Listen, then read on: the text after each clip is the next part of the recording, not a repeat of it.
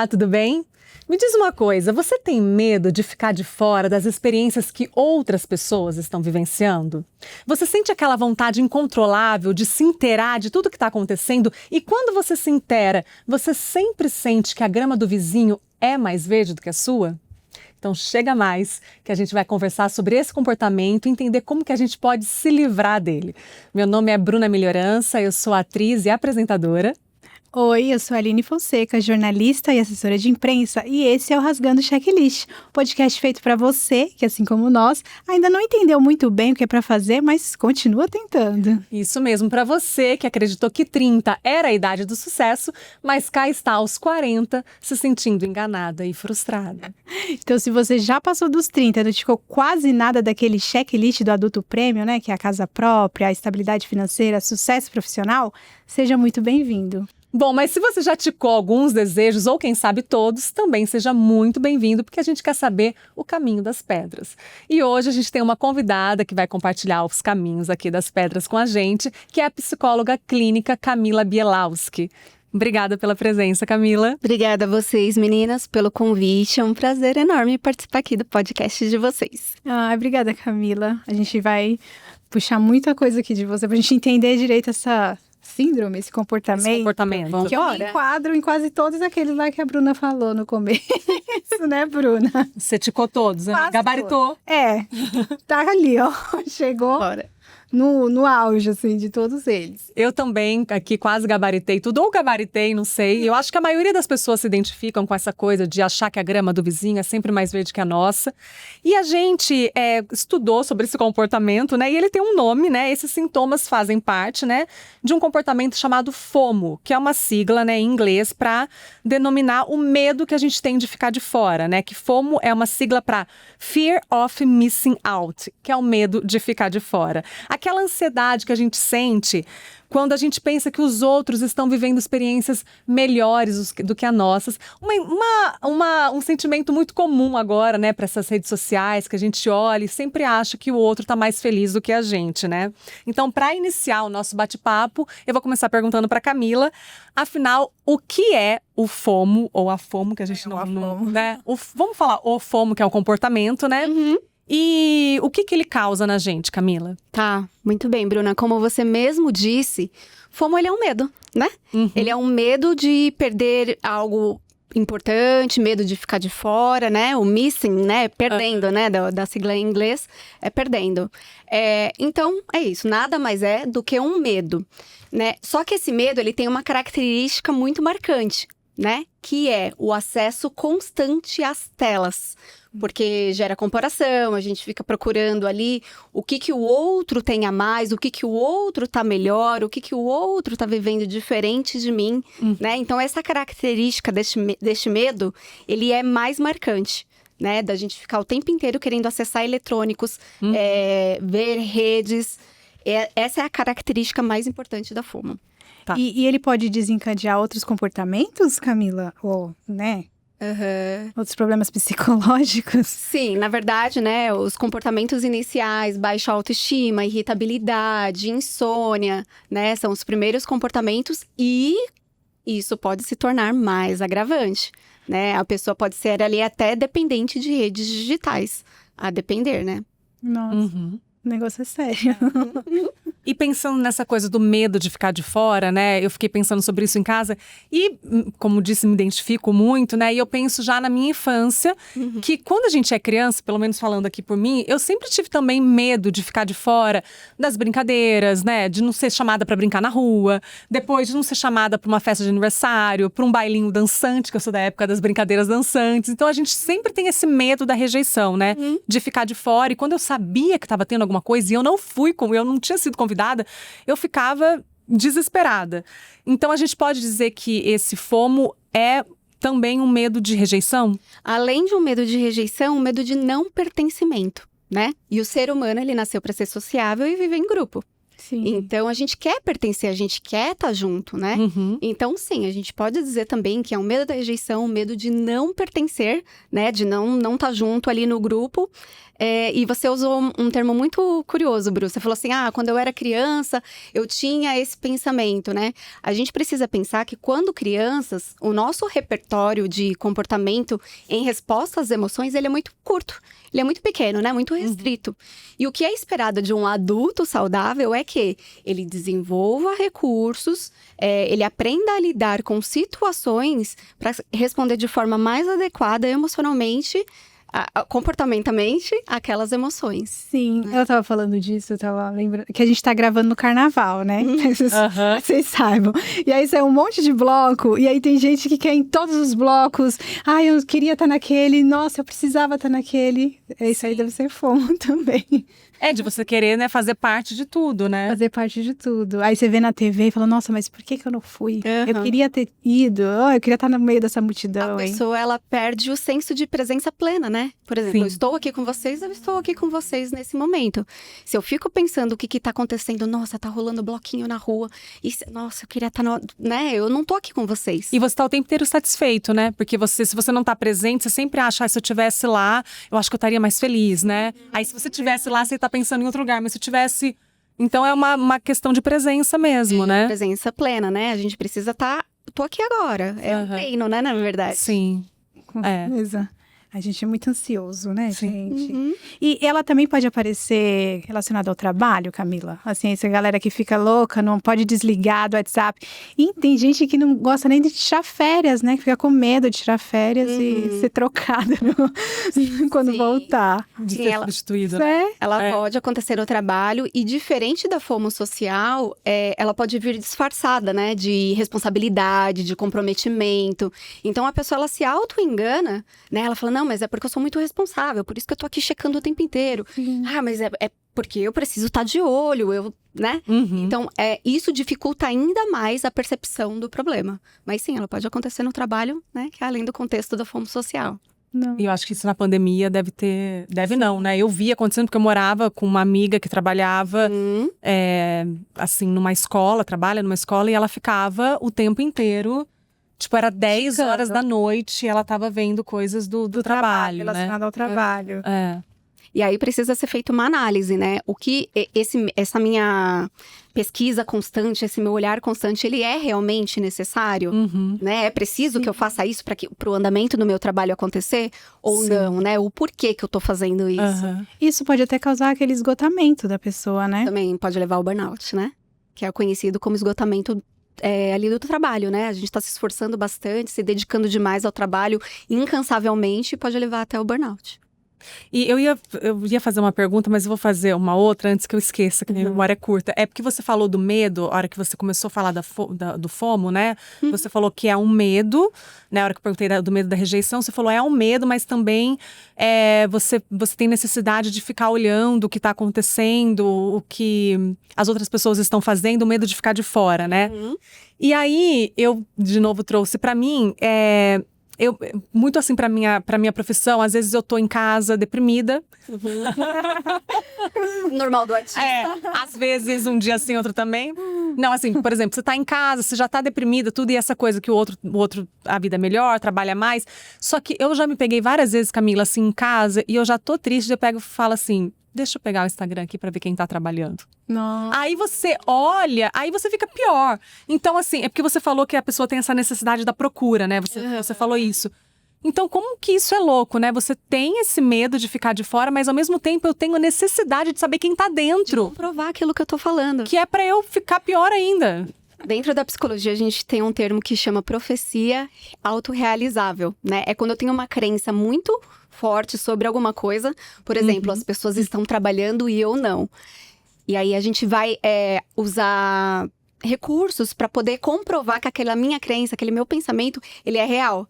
Olha. Então é isso, é essa procura, né? E aí eu vou lá e fico procurando. Olhei um, não tá trabalhando, olhei dois, não tá trabalhando, até achar algum. Porque quem procura acha. Exato, as pessoas trabalham, né? As pessoas trabalham, tá trabalhando. Sim. Ah lá, tá vendo? Falei que eu tava certa, que as pessoas estão com sucesso ou não. Sim, olha que loucura. É uma punição, né, isso aí? Nossa, você fez isso, amiga, foi só eu. Mas fala que você tem isso. isso também? Em algum momento já tive. Bru, várias pessoas, tá? Não, mas eu estava falando com a Camila antes da gente começar que eu tenho isso no LinkedIn. Entendeu? Eu não fico no Instagram. Me dá um ódio o LinkedIn, ver aquelas pessoas lá. Nossa, estou muito bem. Ganhou uma caneta. Quero compartilhar que eu comecei um trabalho. Ganhou uma caneta lá no trabalho e faz aquilo, uma coisa enorme de superação, de olha como eu sou incrível. Isso me irrita. Aí você vai lá e fala, é só uma caneta. Aí eu parei, assim, sabe? É só uma caneta, cara. De olhar o LinkedIn, porque tava me fazendo mal mesmo. Sim. Dificilmente alguém vai se expor ruim na rede, né? Nas redes, né? Dificilmente alguém vai colocar o lado ruim da vida nas redes. Sim. A não ser que queira engajamento, que, né, vai gerar outras coisas. E é engraçado que a gente sabe disso e mesmo assim a gente acredita. Cai, né? Cai na armadilha ainda. Cai na armadilha das redes sociais. Aí cai na pergunta que eu ia fazer, né? Se no seu consultório aparecem muitas pessoas com esse comportamento, se elas identificam esse comportamento ou na conversa você que identifica isso, né? Ou se elas já vêm com essa autopercepção, né? E eu falo isso também porque quando eu estava fazendo análise, teve uma época que a minha psicóloga falou, né? Para com as redes sociais, dê um tempo, porque as redes sociais é um recorte. Ela até fez uma analogia com a minha profissão. Ela falou, é como o palco, né? É um teatro ali. Você, muitas vezes, nem é o que está acontecendo. A pessoa nem está tão feliz assim, mas ela posta que tá. E é um recorte, é o lado bom. Como você acabou de falar, ninguém vai postar uma coisa ruim. E mesmo a gente sabendo que é uma coisa, que é um recorte, mesmo que seja verdade aquilo, a pessoa não tá fingindo tudo, mas é um recorte bom, porque as pessoas não vão mostrar o lado ruim, mas ainda assim, a gente fica mal. Então a gente tem que estar o tempo inteiro policiando, vigiando, né, Então me parece que o caminho é lidar com o FOMO, né? Eu tenho a impressão que não tem como escapar, a não ser que a pessoa seja muito bem resolvida, muito bem analisada, senão ela entra, né, nessa armadilha, não é? Tá, respondendo a primeira pergunta, né, se aparecia na clínica diretamente para tratar isso, não, mas sim, já apareceu em diversos discursos dos pacientes e tudo mais, inclusive de um senhor super inteligente, né, para tratar uma outra questão, e ele mesmo trouxe esse termo, né, do FOMO, né, da FOMO. Ele mesmo trouxe esse termo, eu falei, nossa, que interessante, né, super bem esclarecido, inclusive. Mas aparece, sim, para todo mundo, é inerente ao ser humano, né, como eu disse, é um medo, né, o medo de não pertencer. Então, isso é inerente ao ser humano, a gente tá dentro, né? Tá suscetível. Todo mundo tá suscetível a isso. E se tem como escapar, tem como se blindar? Não tem. Mas veja bem o que eu vou dizer. Como eu disse, o exemplo da criancinha lá, a gente, enquanto adulto saudável, a gente tem que buscar desenvolver recursos para lidar melhor, de forma mais adequada com esse medo. Então, tem várias perguntas que a gente pode se fazer, né? Nada melhor que o autoconhecimento, né, gente? Então, várias perguntas que a gente pode se fazer, né? Esse medo, ele é real ou ele é um medo imaginado? Porque existem dois tipos de medo, né? Por exemplo, eu vindo pra cá, hoje São Paulo está chovendo, né? Estou aqui com vocês agora. Posso estar pensando na minha casa, nossa senhora, vai chover tanto que vai entrar água na minha casa, vai inundar tudo. É um medo real ou é um medo imaginado? Tem possibilidade? Qual é a possibilidade disso acontecer? Nenhuma, as janelas estão fechadas, eu moro em apartamento, não vai acontecer nada. É um medo imaginado. Agora, um medo real. Nossa, eu deixei tudo aberto, realmente, né, pensando. Eu deixei tudo aberto e tá chovendo mesmo pra caramba em São Paulo, vai molhar tudo. É um medo real? Sendo um medo real, analisando medo real, medo imaginado. Medo real, tudo bem, de 0 a 10, o quanto isso é realmente importante para mim, né? O quanto isso vai me impactar. 5, 6, 7 vai me trazer prejuízos, entende? 5, 7, 10, tudo bem, ele já tá lá. Se ele já tá lá e é um número alto, o que eu posso fazer diante disso? Né? Porque a gente não tem como estar em todo lugar o tempo inteiro.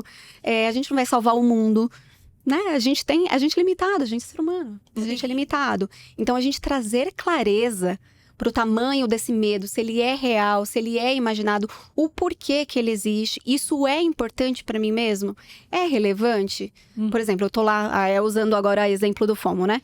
tô checando lá as redes, eu vi que o fulano tá agora, nesse momento, lá na praia, sei lá, em Maceió, curtindo, né? Um baita verãozão, delícia do Brasil. E eu tô aqui tendo que ralar a semana inteira. Tá, tudo bem, ele tá lá, eu tô aqui. Quais são as possibilidades de eu estar lá nesse momento? Quais são minhas prioridades, na verdade, né? Qual é a minha prioridade? Não, minha prioridade é eu quitar meu carro, eu quitar meu apartamento. Então, e o que eu preciso para fazer isso? Trabalhar. Né? Então, voltar para a realidade, entender a sua própria realidade e aquilo que é necessário você fazer nesse momento para que aquilo que você queira aconteça.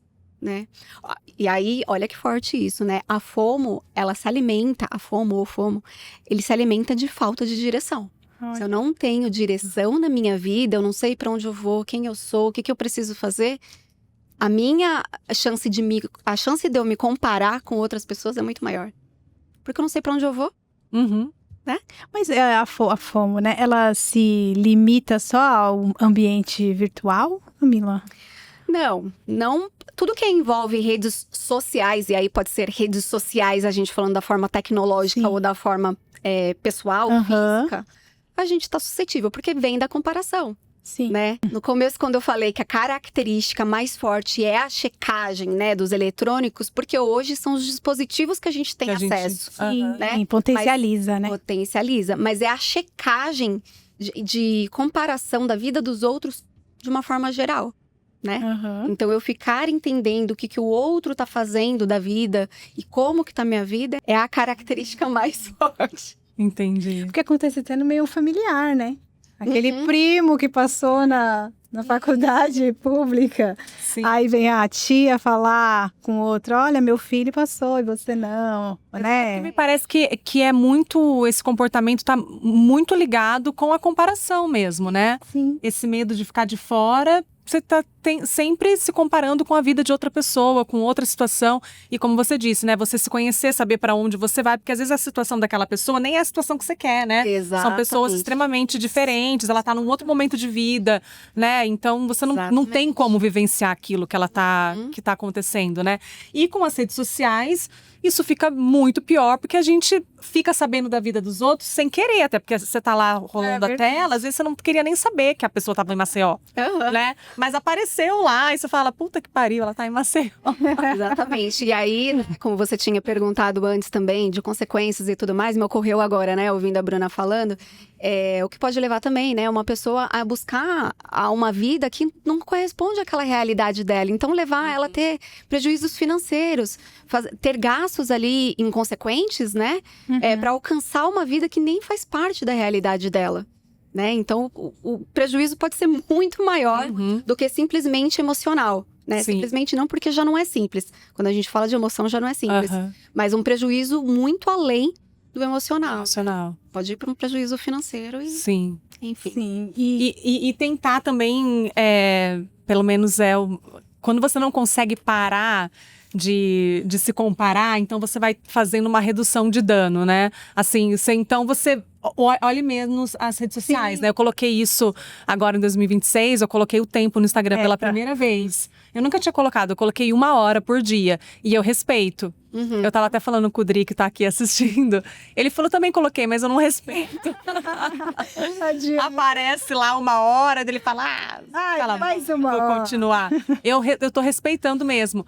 Porque, e aí porque assim, se eu não consigo não deixar de ficar triste, porque a hora que eu vejo e acabo me comparando, aí eu falo, bom, então é melhor eu não olhar. Sim, igual eu faço com o LinkedIn, eu parei de olhar por um tempo também. Tava me fazendo mal. Cada um vai desenvolver recursos, né, formas ali, estratégias, cada um vai desenvolver estratégias que ache mais interessante para conseguir driblar, né, lidar ali. Mas mais importante que isso é aquilo do autoconhecimento, né? Fazer uma listinha, então, do que você quer. O que é importante para você. Qual é o caminho? Tudo bem, se eu não tô hoje ali no bloquinho, o que tá acontecendo na rua, é porque estar aqui no podcast falando sobre o meu trabalho, né, algo relacionado ao meu trabalho é muito mais importante, porque é onde eu quero chegar. Eu tô almejando aqui meu sucesso profissional. Para mim é mais importante hoje estar voltado para a profissão do que para minha diversão, nesse momento, tá? Não tô dizendo que diversão não é importante, gente, pelo amor de Deus. É necessário, inclusive, né, o lazer. Também, Bruna? Então a gente optou pela... Você que marcou esse dia. Foi eu que marquei a dedo. Tava falando pro Matheus isso. Marquei a dedo. Foi uma data escolhida, assim, com muito carinho. Foi pra testar a nossa força de vontade. Muito bem, muito bem. São Paulo, com chuva, carnaval, bloquinho, estamos aqui. Estamos aqui. Ainda bem que choveu. Que a gente tava aqui dentro, mas tá chovendo. Tá chovendo. Isso mesmo. Camila, essas pessoas que convivem com o diagnóstico de depressão ou ansiedade estão mais propensas a desenvolver esse tipo de comportamento? Olha, Aline, cada caso é um caso. Mas se a gente pensar que as pessoas que têm já o diagnóstico, né, de depressão, de ansiedade, elas já têm uma autopercepção distorcida, né, sobre a própria vida, ela já tem uma visão distorcida sobre a própria vida, aí a gente pode pensar que sim, né? Pode ser mais ainda sensível a desenvolver a FOMO. Inclusive as benditas redes sociais, o celular que a gente não larga, né? É um grande contribuinte para a pessoa poder desenvolver esse medo de estar perdendo alguma coisa, o medo de ficar de fora. Né? Sim. E, Camila, a gente viu que os pesquisadores, né, começaram a definir esse comportamento FOMO, né, no início do século XXI, que é recente, né? Sim. Mas, embora ele já existisse antes, ele, né, cresceu em popularidade, né, com as redes sociais, que é aquilo que a Aline falou agora também, né? Então, eu acredito que a grande maioria das pessoas se comparam umas com as outras, não tem como escapar disso, né? E aí eu fico pensando, a nossa geração é uma geração que a gente foi ter rede social já adulto, né? Meio que adulto, né? A gente pegou o nascimento, né? A gente viu toda a mudança da nossa relação com a rede social. Então, era, assim, na teoria, era pra gente estar até mais... preparado, saber lidar melhor, assim, não com essa coisa de não se comparar com a vida dos outros, porque eu fico pensando como escapar disso, a nossa geração e também a geração, tipo, fico pensando muito no meu sobrinho, que tem 11 anos, que ele vai crescer nas redes sociais, né? Ele ainda não tem, quer dizer, acabou de fazer, ele fez agora esse ano. Entrou no mês. Entrou. Aí eu fico pensando, então ele vai ter muito mais acesso, porque eu, na idade dele, eu não sabia de tudo que as pessoas estavam fazendo, né? Eu não sabia que eu estava perdendo tanta coisa. Ele já vai iniciar a adolescência dele sabendo de tudo que ele tá perdendo, né? Porque é isso, você vai olhar a vida dos outros, nossa, tem aquela festa, não fui convidada. Então, como é que faz pra não ter rede social? Como é que, né, assim... Eu fico realmente preocupada, assim, como que a gente foge disso. Veja que são pontos de vistas, né? São pontos de vista. Eu posso olhar para essas situações, a vida das pessoas e pensar, olha tudo que eu tô perdendo, ou eu posso olhar e falar, olha o que eu posso alcançar, né? Então essa percepção do todo das situações é o grande indicador de para onde a gente vai.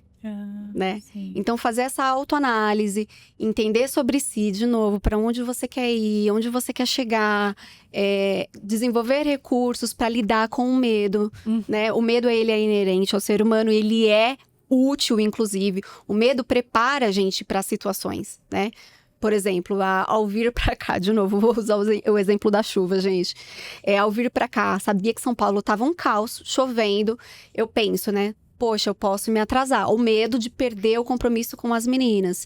Então, assim, eu preciso, então, antecipar 1 hora do que eu sairia antes. O medo, ele ajuda a gente a se programar, né? Para o que vem adiante.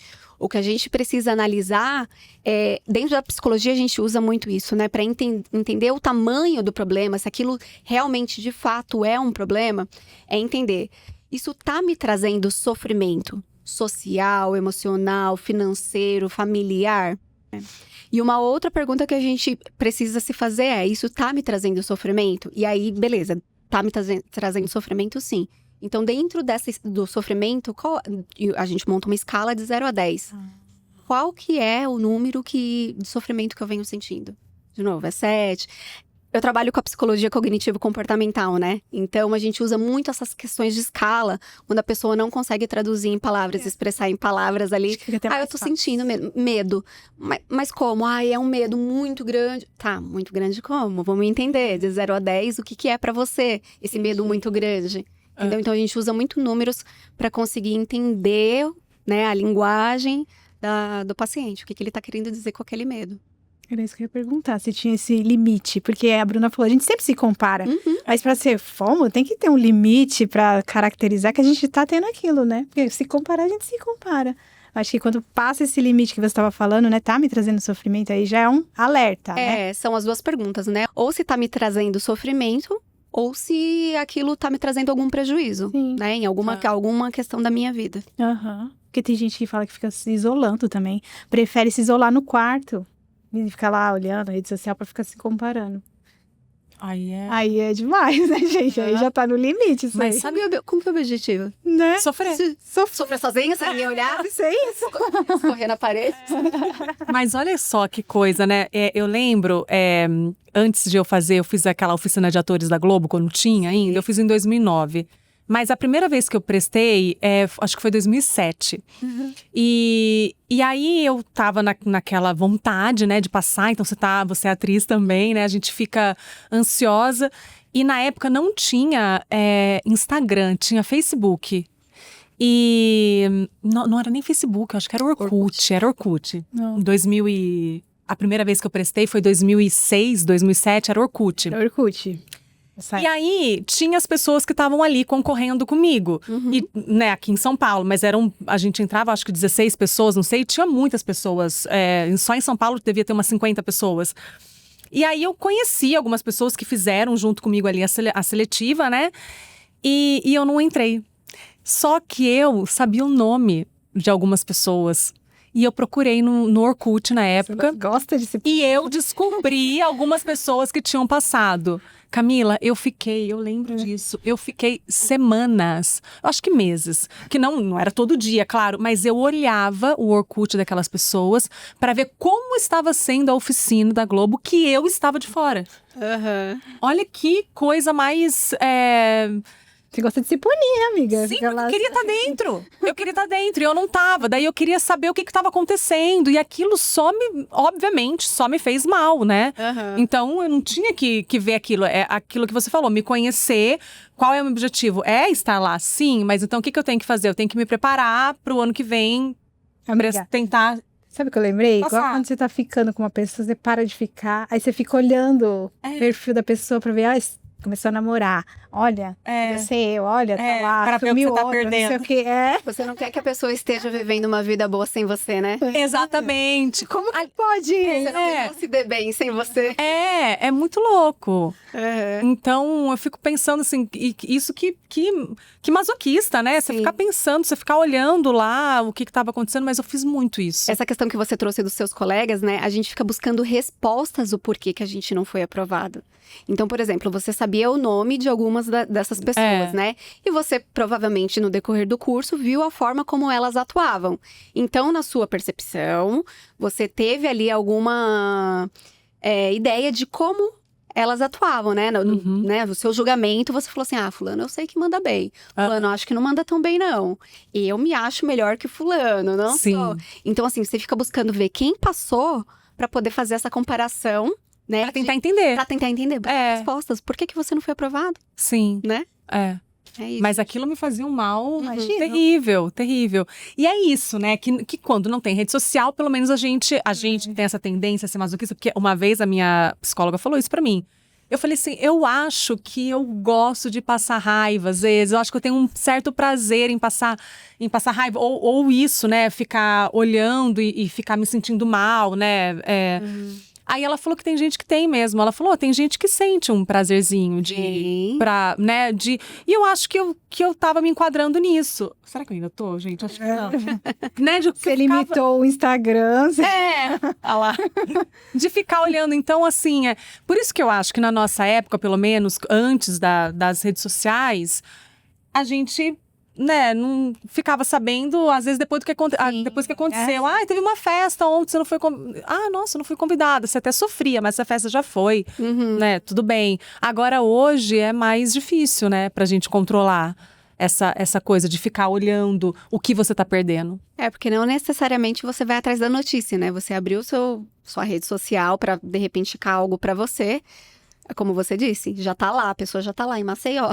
Você já viu, a notícia já chegou até você, né? Verdade. Sim. Nossa, Bruna. Que difícil, né? Que difícil. Olha, ela tá olhando pra mim como uma coisa assim, nossa, Bruna. Tá difícil pra você, né, Bruna? Você viu como ela tá me julgando? Gente, o caminho é buscar autodesenvolvimento mesmo, Bruna. Autoconhecimento, o que é importante pra mim. E aí, a gente torna essas comparações mais reais. Né? Mais justas, né, na verdade. Mais justas, porque muitas vezes a gente faz comparação muito injusta. Né? E olha que legal, né? Isso agora me lembrou uma colega minha, que ela engravidou agora com 50 anos. Ela engravidou de 49 para 50 anos. E aí a gente estava conversando e ela falou exatamente isso que me lembrou o que você falou agora, né? Você saber para onde você tá indo, o que você quer. Ela falou, Bruna, uma das maravilhas de ter engravidado agora... Ela falou, assim, eu vejo meus amigos num barzinho, vejo foto de pessoas em festas, não existe um barzinho que eu precise estar, não existe uma festa imperdível pra mim, porque eu já vivi tudo isso. Então isso pra mim não é prioridade. Então eu olho, não tenho vontade de estar lá. Exato. Porque ela sabe exatamente o que ela quer, né? Ela já viveu aquilo, ela já conhece aquilo e agora o foco dela é cuidar do filho. Então, é você se conhecer e saber para onde você tá indo. Eu acho que isso é um bom caminho, né? Para te ajudar, né? Nesse, né? Que você não precisa estar, né? Você não, às vezes você até quer, mas você não precisa estar ali, né? Às vezes não seria bom você estar naquele lugar que a pessoa tá, né? Entender o que é prioridade para você naquele momento, né? Exatamente. E aí, você ter um objetivo de vida, né? Onde você quer chegar muito claro para você... te fortalece, né? Pra entender que estar em outro ambiente naquele momento não é tão interessante pra você. Por mais que fosse divertido, nossa, seria muito legal. Mas, diante do que eu quero, né? Eu preciso estar aqui agora. E não é pra gente abraçar o mundo, né, gente? Cada escolha que a gente faz, a gente deixa uma coisa pra trás. Sim. E isso pra tudo que a gente faz. Por isso que é tão difícil escolher, tá? Por isso que muitas pessoas ficam indecisas, têm dificuldade de escolher. Porque cada escolha que a gente faz, a gente renuncia a outras coisas, né? Eu deixo outra, cada sim que eu falo, são outros nãos que eu preciso falar. Por isso que a gente tem que saber pra onde a gente tá indo, né? Exatamente. Porque é isso, a gente sempre pensa, mas... Se eu for ali, eu vou deixar aqui, tá bom, mas o que você quer? Exatamente. Então, pesa o que você quer porque eu também sou muito indecisa, então me pega muito essas coisas, daí eu tenho que ficar muito focado no que eu quero pra deixar de fora, deixar aí o que não dá pra abraçar o mundo, né? Exatamente, é aquilo que eu falei da criança, né? A criança que tem um repertório comportamental diante das emoções muito curto, ela quer tudo. A criança quer tudo, ela não quer perder, né? Nada. Sim. E a resposta da criança é essa, é chorar. A gente, enquanto adulto, não dá. Pode chorar? Eu choro. Pode, né? Mas a gente tem como desenvolver habilidades, né? Pra lidar melhor, de formas mais adequadas hoje, né? O que a gente espera de um adulto saudável. Então, a gente tem formas de lidar melhor, né? Com as perdas, com as coisas que ficam pra trás. A gente pode chorar, mas tem que... Deve, inclusive. Só tem que tomar alguma iniciativa, né? É isso. Chorar assim, igual criança chora no meio do mercado, não pode. E também, né, não ser como, né, não fazer o que eu fazia, né, de ficar olhando e sofrendo, né, gente? Se tá difícil, não olha, que é o que eu optei agora também pra... Uma estratégia. Uma estratégia, né? Exatamente. Que você se conhecer, você se blinda, né? Eu sei que eu funciono dessa forma, então... Isso. Eu vou olhar menos a vida dos outros, porque a vida dos outros não cabe a mim também, né? Exatamente. Buscar várias estratégias, né? Uma só, diante disso, talvez não funcione. Então, assim, a princípio, ok, vou diminuir minha checagem nas redes sociais. Tá, já me ajudou, já melhorou um pouco aqui, já consegui me recompor um pouco, já não tô sofrendo tanto. Sim. Tudo bem, agora vamos lá. Bruna, vamos fazer a listinha aqui. O que eu quero pra minha vida? O que é importante pra mim? E aí você vai deixando aquilo cada vez mais claro, né? Vai tendo contato com aquela ali. Não é fazer uma listinha uma vez só e guardar na gaveta, gente. Né? Ter contato constante com aquilo. Tudo bem, pra onde eu quero ir. Tudo bem, quais são as formas que eu posso chegar onde eu quero? Eu preciso fazer isso, preciso fazer aquilo. Ter clareza e ter caminho, né? Se você tem um caminho, dificilmente você vai se desviar do seu caminho. Fulano, vamos lá, não, obrigada. Esse é o seu caminho, o meu é outro. Né? Porque você sabe pra onde você vai. Sim. Então é isso. A mensagem é: busquem conhecimento. Sim. E busquem terapia. Busquem autoconhecimento. O autoconhecimento. E a terapia, ótimo. Vai ser uma grande aliada. Nosso bate-papo está chegando ao fim. A gente queria te agradecer, Camila, por você ter aceitado participar. Eu que queria agradecer o convite, meninas. E deixe suas redes sociais para as pessoas te encontrarem. Tá bom, vou deixar meu Instagram. Já confesso de antemão que eu não sou muito ativa nas redes, né? Mas tem ali algumas postagens, algumas coisas interessantes. O @psicóloga Camila com K, 2 L's, Bielawski, tudo junto. Biela, WSKI, né? E tem o meu site também, www.kb, K de Camila, B de Bielawski, né? kb.psc, de psicologia mesmo, .br. Iago, o nosso editor. Ótimo, Iago. Iago, coloca aí, a gente conta com você, Iago. Muito obrigada, viu, Camila? Vocês, meninas, pelo convite, foi um prazer aqui falar com vocês. Prazer foi nosso. E até a próxima, gente. Espero que vocês tenham gostado. Isso. Tchau, tchau.